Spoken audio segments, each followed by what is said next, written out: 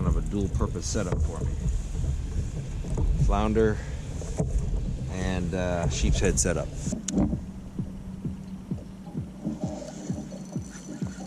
That one. Sweet. First sheepshead, people. Got that one knocked off the list. All right, family. We are on the water, obviously. Let me get my mic set up. I came out a couple days ago.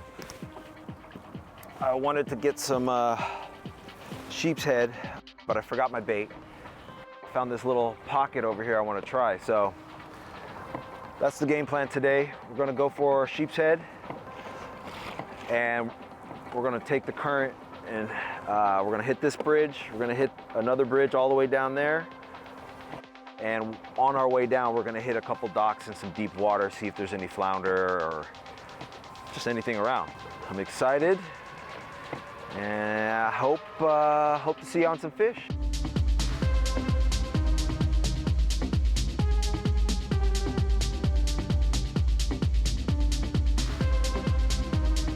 Fishing for sheepshead, they're very tricky to catch. Their bite is very subtle. So what I'm doing here is moving the rod tip up and down, basically just light bounce off the bottom. That light bounce is gonna let me feel for my weight. That's really what I'm doing. I'm just feeling for my weight and any differences. If there's a difference in the amount of weight you feel at the end of that rod tip, that's usually an indication of a bite or a fish on it. You really have to pay attention when you're sheepshead fishing to your rod tip and the weight of the rod, because that's gonna tell you if there's a fish in the end. If it's heavy, you got a fish. If it's light, you got a fish. Set the hook.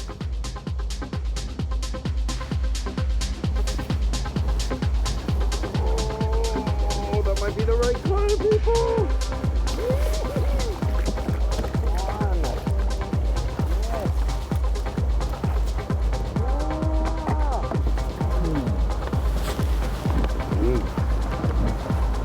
First sheepshead, people.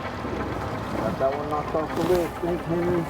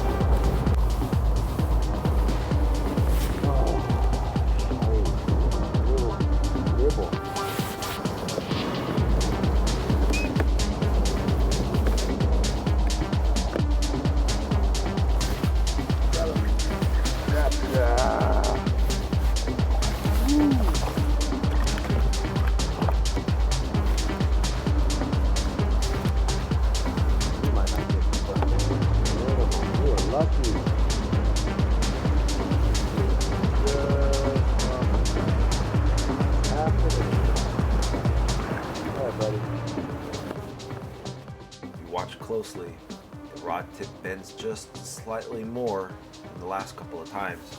That is the bite. Right there. Hope this helps. Hope this increases your chances of catching fish.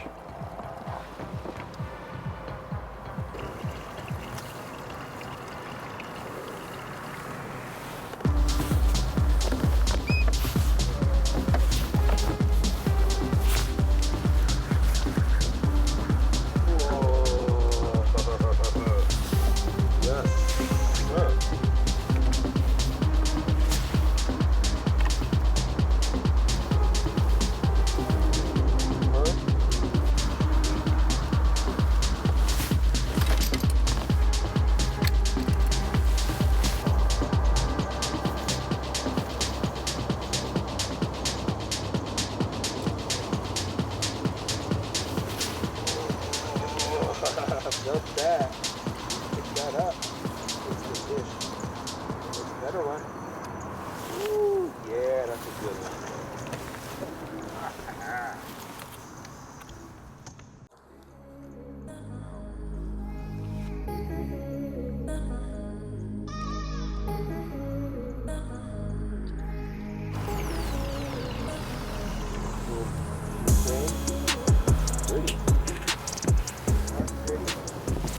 meeting up with Ron right now. We're gonna head south and go see if we can find some flounder.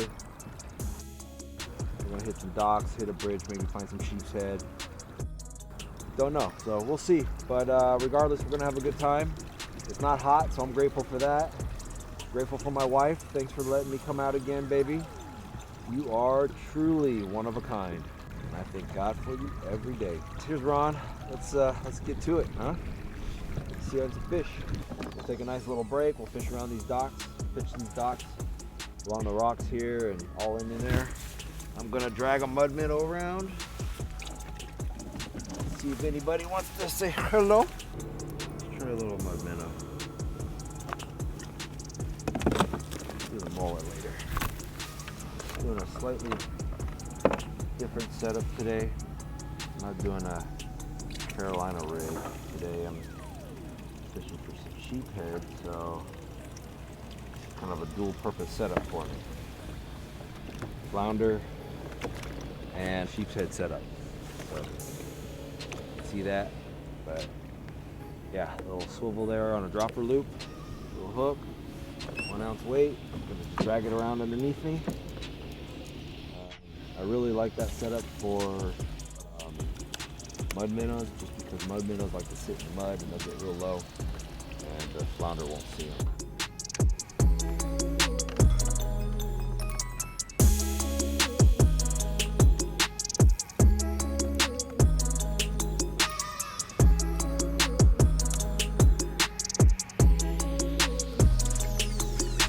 Got one. Little guy. It's all right. Something to start. He's a baby. Yeah, little guy.